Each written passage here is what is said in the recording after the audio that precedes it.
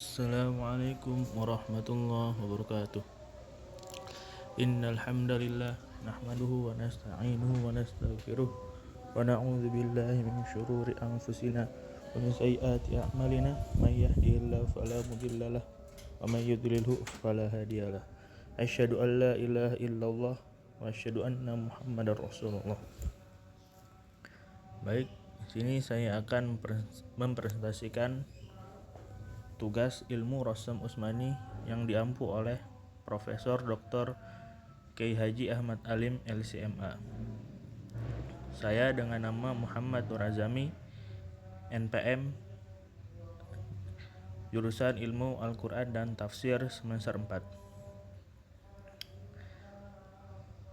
Di antaranya materi yang akan dibahas ada 8 subbab materi. Yang pertama ada pengantar ilmu Rossam Usmani, kedua metode Rossam Usmani, ketiga kapan tidak menggunakan alif, bagian 1, kapan tidak menggunakan alif, bagian 2, maktu dan mausul, keenam kitab jazariyah, kaidah Rossam Usmani, kaidah dob, yang terakhir ada perbedaan mushaf Indonesia dan Madinah. Pengantar ilmu Rossam Usmani. 1. Pengertian. Secara bahasa, Rossam itu artinya ejaan atau teknik penulisan. Secara istilah, sebuah ilmu secara khusus menjelaskan tentang tata cara penulisan Al-Quran ketika diturunkan dan berlanjut hingga pembukaannya dengan bantuan tangan para sahabat. Rossam Usmani yaitu secara bahasa juga yaitu ejaan bahasa Arab yang digunakan untuk menuliskan mushaf Al-Quran waktu pembukaan pada masa pemerintahan Utsman bin Affan. Apakah Rossam Usmani taufiki atau ijtihadi? Maka ada 2 pendapat. Yang pertama pendapat mazhab jumhur. Rossam Usmani bersifat taufiki. Dalil ketika Imam Malik ditanya bagaimana pendapatmu orang menulis dalam ejaan kontemporer. Imam Malik menjawab, aku tidak sependapat tentang itu dan aku setuju kalau orang menulis itu dengan pencatatan Rossam Usmani. Kedua ada pendapat ijtihadi. Di sini ada pendapat Ibnu Khaldun dan Imam Al-Baiqilani. Kalau orang mengatakan taufiki, katakan mana dalilnya. Kemudian ijtihad dan boleh menulis mushaf dengan imla'i. Di sini ada pendapat Imam Ibnu Abdissalam dan Imam Zarkashi. Khawatir orang yang menggunakan tempo dulu itu dikhawatirkan malah salah bacaannya. Ketiga, kemudian kaidah badal. Contoh mengganti huruf alif dengan huruf wawu.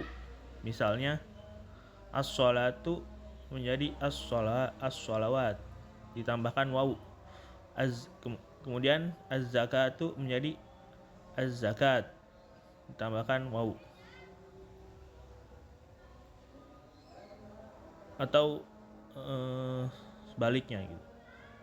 Mengganti tak marbutoh dengan tak maftuhah. Misalnya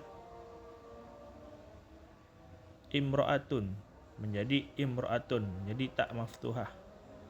Kemudian rahmatan menjadi rahmatan.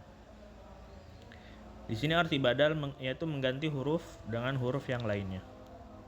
Yang tadi badal dan tak marbutoh. Kemudian selanjutnya ada kaidah perbedaan qiraat. Jika ada perbedaan qiraat Al-Quran dalam membaca sebuah kata, maka kata itu ditulis dengan qiraat yang lebih banyak digunakan. Contohnya Maliki Yaumiddin. Di sini ditulis dengan ma pendek karena qiraat inilah yang lebih banyak digunakan, bukan ma panjang. Kemudian kaidah fasal dan wasol. Fasal artinya memisahkan dan wasol artinya menggabungkan, yaitu menggabungkan 2 kata yang terpisah sehingga bersambung seakan merupakan satu kata. Contohnya amma, anma menjadi amma. Kemudian kullu ma menjadi kullama.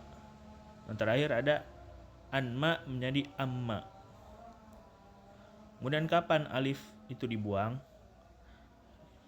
Yaitu ketika ada huruf alif yang jatuh di antara dua lam. Jadi jika ada lam alif kemudian jatuh di antara dua lam itu, alifnya sempurna. Jika ada alif dua, lam itu dibuang. Jika itu mushaf dikasih tanda panjang, dhalalun, dibuang. Contoh lafaznya dan ini sebagai alamat tanda untuk memudahkan saja. Tetapi dasar Rosam Usmani itu jika ada alif kemudian di antara dua lam ini dibuang. Alif dan lam kemudian dengan dua lam maka lamnya dibuang. Tulisannya halalun. Hanya saja halalun. Contoh lain jika di mushaf ditambahkan tanda alif atas panjang supaya untuk memudahkan. Kemudian ada alif dibuang, ketika itu berupa alif musanna yang menunjukkan tanda atau alamat untuk kata benda. Menunjukkan dua karena terdapat kaidah dalam bahasa Arab. Kemudian kaidah alif dibuang bagian kedua. Di sini terdapat yang mana alif itu bisa dibuang, yaitu penamaan nama-nama non-Arab seperti Luqman, Ibrahim, Ismail, Sulaiman. Jadi nama-nama ajam dibuang alifnya dan harus memenuhi beberapa syarat. Harus berupa nama, yang kedua harus di tengah, kecuali lafaz Musa dan Adam. Ketiga, harus lebih dari 3 huruf seperti Luqman, Ishaq, dan sebagainya. Keempat, harus terulang dalam Al-Quran 3 kali kecuali kata Talut. Kaidah keenam, alif jamak muzakkar salim dan muannas salim atau syibhu jumlah itu dibuang dengan syarat: 1. Disebutkan dalam Al-Quran 2 kali atau lebih. 2. Tidak datang setelah alif itu tasydid atau hamzah. Contoh: 1. Muzakkar salim, kalimat as-shadiqina dan penyebutannya lebih 2 kali seperti lafaz al-alamina. Kedua, muannas salim, yaitu lafaz mu'minat, mu'minatin qanitatin, mu'minatin, dan ayat-ayat lainnya. Kaidah 7, berkumpul alif atau beberapa alif, maka kaidahnya dibuang dalam penulisannya baik di tengah, di awal maupun di akhir kata. Kemudian pendahuluan tata cara penulisan mushaf. Sebenarnya bab tentang penulisan mushaf itu memiliki bab tersendiri atau bahkan ada kitab tersendiri yang ditulis oleh para ulama-ulama kita. Seperti Imam Abi Amr Ad-Dani rahimahullah tentang masalah penulisan mushaf diberi judul Kitab Al-Mughni fi Rasmil Wasakhi fil Ansor. Demikian juga Imam Abi Daud Sulaiman bin Najah rahimahullah juga menulis kitab Mukhtasar Tabyin lil Hijabil Tanzil. Demikian juga salah satu kitab yang sangat populer yang ditulis oleh Imam Al-Qarrazi yang dikenal dengan kitab Mawridud Zaman fi Rasmi Quran, atau ada juga kitab yang sama populer yaitu Dalilul Khairani, dan kitab-kitab yang memang secara khusus merupakan kitab induk panduan untuk masalah penulisan mushaf. Penulisan mushaf harus mengikuti kaidah-kaidah yang terdapat di dalam mushaf imam. Mushaf imam itu mushaf induk yang dijadikan panduan yang menjadi pegangan sampai hari ini. Mushaf imam yang dimaksud adalah mushaf Utsman bin Affan radhiyallahu anhu yang disebut dengan mushaful imam, mushaf mushafnya para imam. Apa yang ditulis di dalam mushaf Utsman bin Affan menjadi panduan sampai hari ini. Kemudian penulisan an dan la. Seharusnya langsung ketika membaca diidghamkan. Tapi di sini an dan la dipisah. Allah seharusnya dibaca Allah, tetapi di sini dipisah menjadi an dan la. Di sini ada di 10 tempat. Yang pertama ada dalam surah At-Taubah ayat 118. Maka di sini penulisannya dipisah an dan la. Oleh karena itu disebut dengan maqtu atau dipisah, terpisah. Kemudian ada berikutnya adalah pada surat Hud ayat 26. Maka di sini dalam penulisannya dipisah atau dimaktukan.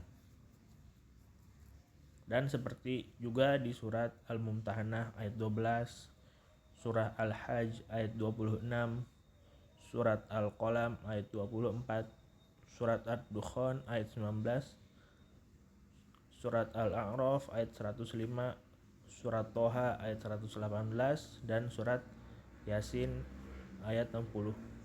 Itu adalah beberapa terdapat kata anla yang dimaktukan dalam surat-surat seperti yang telah disebutkan. Kemudian mausul. Sini contoh mausul yaitu dalam surah Al-An'am ayat 143. Maka dimausulkan, artinya amma, tidak ada nunnya. Seharusnya kan anma. Di sini dimausulkan itu disambung, jadi amma. Nunnya dihilangkan langsung, dimasukkan ke mimnya dengan tasydid, amma, seperti itu. Maka semua amma itu diperintahkan untuk dimausulkan. Jadi nunnya tidak ada. Ma dan an. Di sini diperintahkan untuk dimaktukan atau dipisah. Dengan kata lain nunnya tetap tidak amma tetapi anma.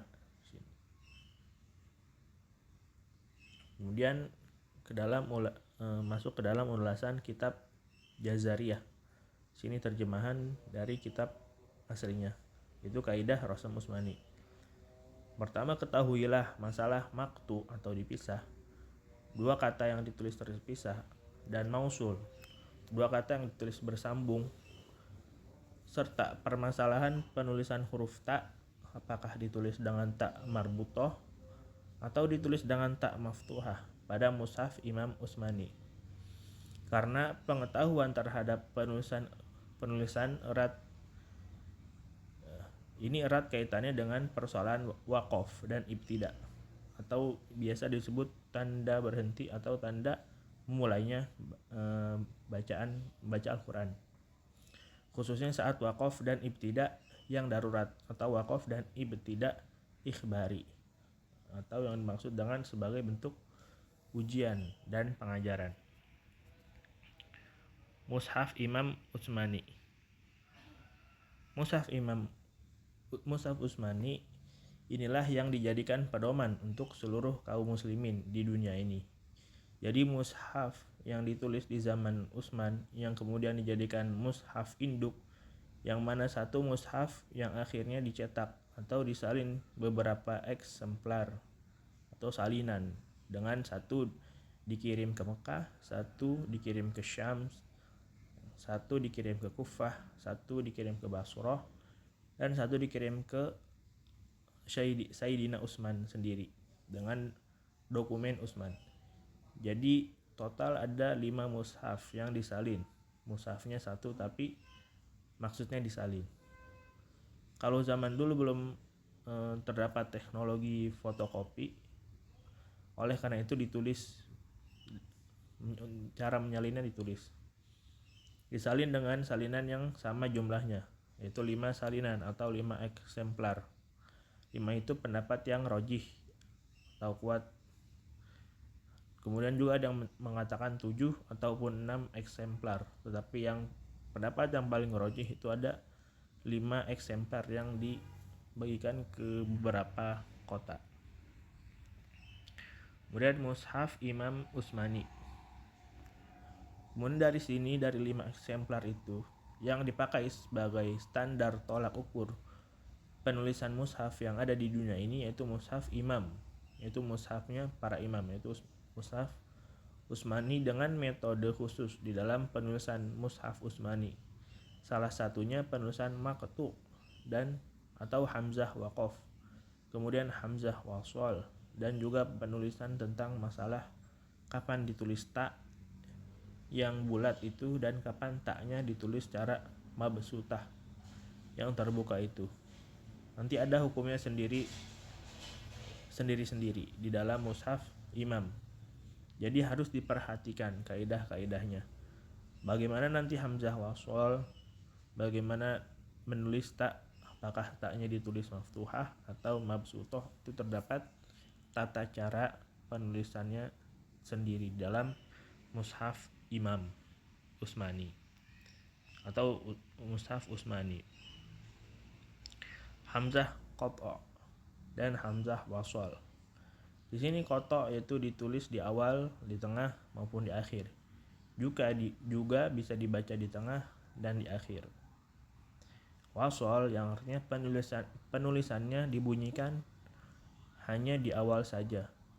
Kalau di tengah gugur tidak dibunyikan. Kemudian pemutusan dan pemisahan penulisan mim dan ma. Artinya mim ma.